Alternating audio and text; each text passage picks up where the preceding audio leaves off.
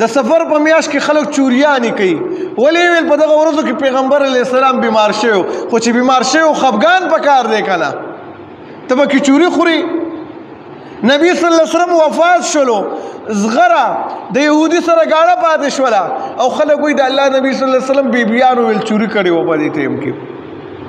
چې دومره چوري وی نبی صلی الله علیه وسلم به اوربشي د یهودي نه په قرض باندې نه راغستې. زغره ولې ګاډه وه د اوربشو په مقابله کې وړه غنم چېرته کې وه. او چې کله ربیع الاول رالو د الله نبی صلی الله علیه وسلم 12 تاریخ باندې وفات شوی دی. باره وفات ورته وایي. زمونږ خلک بیا خوشحالي د پیغمبر علیه السلام د وفات په ورځو کې کوي.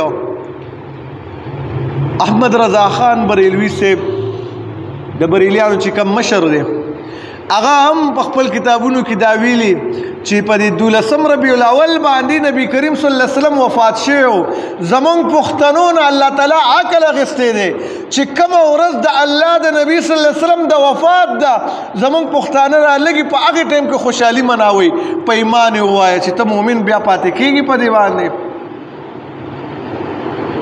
3 ورځو نه زیات غم هم نشته دی خو کم از کم ته دې ته سوچ وکړه چې دا ته په کومه ورځ باندې خوشحالي مناوې په دغه ورځ باندې ستا مشر وایي چې نبی کریم صلی الله علیه وسلم وفات شوی دی. د الله نبی صلی الله علیه وسلم د دنیا نه رحلت فرمایلی دی تللی دی د دنیا نه او ته دلته کې لګیا یې غوښې خورې